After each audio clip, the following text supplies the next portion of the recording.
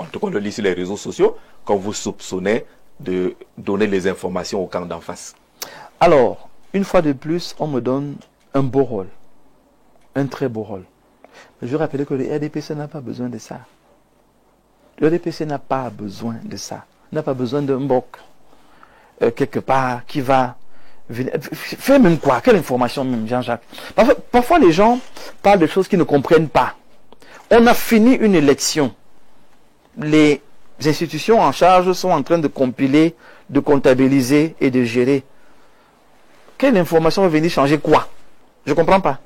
Est-ce que si je n'ai pas dit au RDPC que ils ont déjà tous les PV, ça va changer quoi? C'est que le RDPC a déjà préparé lui-même. Vous voyez un peu, c'est-à-dire que dire que donner les informations, et on va arriver à ce volet, dire que donner les informations, je trouve ça bizarre et difficile. Et si vous allez mener une enquête, vous allez vous rendre compte que c'est des gens qui n'ont jamais apprécié le travail que nous avons fait, parce que dans mes remerciements, les médias sont en tête. À côté des médias, j'ai parlé de la communauté de foi chrétienne, mais aussi des musulmans qui m'ont accepté de manière naturelle. Et on peut citer d'autres acteurs. Est-ce que je vais ne pas citer mon épouse, qui est la personne qui me veut rentrer à 3 heures du matin, 4 heures du matin, qui est obligée de m'attendre, de donner à manger, ainsi de suite. Voilà des soutiens qui étaient avec moi. Dans des conditions qui n'étaient pas faciles. Dans votre lettre de démission, vous mentionnez que la communication, par exemple, n'a pas reçu un copec pour faire le travail que vous faisiez. Vous l'avez lu. Je ne vais pas mettre l'accent dessus. En fait, moi j'étais très embarrassé, parce que ça aussi il faut le dire. J'ai adressé ma lettre à mon président suite à un échange où je lui dis je ne suis pas content de ce qui se passe, je ne suis pas d'accord avec ces vies mortes. Vous avez vu le nombre de morts, pas 10 ou 12 morts, les gens sont arrêtés, on est pratiquement à 1000 personnes arrêtées, ainsi de suite. Mais c'est des jeunes qui ont cru en vous, qui sont venus vers vous pour entrer en politique, s'intéresser en politique, vouloir s'émanciper, se développer. Ils sont venus avec de bonnes intentions. Maintenant qu'on les arrête là, qu'est-ce qu'on fait pour les aider? Parce que si on continue à cette affaire de villes montes là, on va arrêter davantage de personnes. Et vous connaissez le régime. Ce n'est pas des enfants de cœur. Oui. Il faut le dire. Ah, il y a Monsieur Biya, qui est bien placé pour connaître très le bien. régime. Monsieur Biya, c'est no pressure. Monsieur Biya n'a pas de pression. Montez, vous descendez, vous ne mettrez jamais la pression. Et ici, il y a une personne qui le sait très bien, c'est Monsieur Issa Chiroma Bakari. Le minate là, vous lui mettez la pression. On peut citer. Même le ministre Sadi qui vous semble calme, il ne parle pas là, on peut lui mettre la pression. Citez-moi un seul ministre de ce gouvernement à qui on peut mettre la pression. Les gars sont froids. C'est des murs. Et je savais que le combat, si, c'est un combat compliqué. Mais compliqué pour qui? C'est là que les Camerounais doivent me comprendre. Je le voyais compliqué pour cette jeunesse qui est enfermée aujourd'hui. Je le voyais compliqué pour ces hommes et ces femmes qui ont cru à un projet politique, qui sont venus pour ce projet politique et de manière juste ou injuste sont embastillés. Maintenant, on sait que ce gouvernement est inflexible. On sait qu'il est rigide. Qu'est-ce qu'on devrait faire à ce moment-là? Je dis donc que l'escalade, non. Je ne vous suis pas dans l'escalade. Parce que moi, dans ma tête, je vois autre chose. Quand on voit l'architecture du parti FSNC, Jean-Jacques, je prends tout le Camerounais à témoin. Quand vous avez laissé Issa Chiroma Bakari, il y a qui d'autre? C'est sur moi qu'on tombe. Pourquoi on tombe sur moi? J'ai des camarades. Surtout que sur le chemin, il y a un secrétaire général qui est parti aussi. Bon. Oui. Il y a des camarades. Mais on ne les connaît pas. C'est moi qu'on connaît. Les numéros de téléphone sont partout. Quand une épouse vous appelle, il dit mon mari m'a dit qu'il est venu dans le parti là parce qu'il t'a entendu parler. Il a cru à ce que tu as dit. Maintenant, il est enfermé. J'ai pas à manger pour les enfants. J'ai pas. Quand vous avez ce genre de message, vous avez ce genre de pression, vous la ramenez à votre président. Et il semble ne pas donner une oreille favorable à cette chose-là. Je dis simple. Il n'y a pas de péremptoire. Simple. Parce qu'il y a d'autres pressions aussi qu'il gère. Ça vous met mal à l'aise. Vous lui demandez donc la possibilité de régler le problème. Il vous dit oui. Il vous dit oui. Mais revenons à la lettre. Quand je donne ma position, il me dit il y a d'autres camarades, il y a d'autres personnes dans le parti, vous n'êtes pas seul. Comme vous n'êtes pas ici pour exprimer votre malaise, il faut écrire.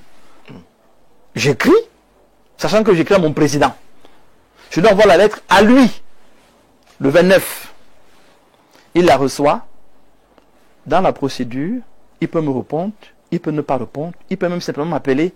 et dit j'ai lu, j'ai compris, écoute, on continue le combat. Parce que dans un parti politique, il n'y a pas que les radicaux, il y a aussi les modérés. Et si on n'arrive pas à se parler dans un parti politique en tenant compte des différents courants, il y a un problème. La démocratie, ce n'est pas juste le gouvernement ou la gouvernance, c'est aussi la gestion interne des partis politiques. Pourquoi on veut museler les gens? Et je ne suis pas d'accord avec ça. Ce n'est pas que le FSNC, c'est dans la majorité des partis politiques. Il faut qu'on apprenne à écouter les autres en se disant qu'ils veulent aussi le bien du parti. Ce n'est pas la pensée unique. Ce n'est pas la volonté unique. Si on est ensemble, c'est que vous pensez quand même que je peux apporter une petite chose. D'accord. J'écris à mon président, je lui envoie l'élément. Et puis d'abord dans le groupe des communicateurs, on commence à m'enlever certains groupes du parti. Je vois, vous avez été retiré. Ok, je comprends rien à ce qui se passe. Mais je reste tranquille. Et puis après, il y a un groupe, malheur appris, c'est moi qui étais l'administrateur, le groupe des communicateurs. Là, je vois ma lettre qui arrive. La lettre que vous avez envoyée au président. La lettre qui arrive, et c'est une dame que je connais même pas, qui se met carrément à me vilipender. Elle dit des choses incroyables. Que vous êtes traître. Voilà. Et tout le monde est surpris. On associe même votre communauté. Bon, vous voyez, c'est des mélanges, des amalgames oui. Vraiment difficiles qu'il faut traiter au Cameroun. Parenthèse rapide. Dès que vous avez décidé d'être un acteur social, quel que soit le secteur, public ou privé, vous cessez d'appartenir à votre tribu. Vous appartenez au Cameroun. Le pousseur n'appartient plus à sa tribu. Parce qu'il porte les produits des Bassa, des Bamileke, des machins. Donc il ne s'appartient plus. Et ça va jusqu'au chef de l'État. Dès qu'on décide de rentrer en société, on n'appartient plus à une tribu. Donc je n'étais pas là, je ne suis pas là-bas en tant que Bassa. Je suis là-bas en tant que professionnel de la communication. Ça n'a rien à voir avec ma tribu. Mais les petites gens aiment bien les petits débats. Malheureusement, il y en a plein au Cameroun. Et je parle là pour qu'ils arrêtent les petits débats. C'est-à-dire que, oui, Jean-Jacques est pertinent, mais il se vante beaucoup. Oui, ça se dit. Mais quel est votre problème? Vous cherchez quoi? Oui, les gens sont comme ça. Bon, ça, il n'y a pas que vous. Moi, alors, qu'est-ce que les gens n'ont pas connu? D'accord, on va avancer. Il est orgueilleux, il est prétentieux, il est machin, mais c'est votre lettre qui était supposée être confidentielle, que vous envoyez dans les étapes. Votre président. La lettre arrive dans le groupe des communicants, et je lis des choses. Il est traître, il a trahi le parti, il est proche du pouvoir public, il est. Je reste tranquille. Je dis rien. Je crois que j'ai enlevé la dame, d'abord, du coup, parce que je ne comprenais rien. Je me suis dit, c'est quoi cette affaire? Vous ne la connaissez même pas. Alors que vous êtes administrateur de ce groupe. Très bien. Je vais donc la trouver une box. Je dis, madame, vous êtes qui d'abord? Elle dit, non, c'est quelqu'un qui m'a mis dans le groupe pour vous surveiller. Parce qu'on avait découvert que vous êtes proche du gouvernement. Bon, c'est une révélation, ça. J'ai dirigé un cabinet depuis 20 ans qui fait dans l'intermédiation, une négoce internationale. Je travaille avec tous ces... Vous avez travaillé avec Zumbac. Mais j'ai géré la fondation.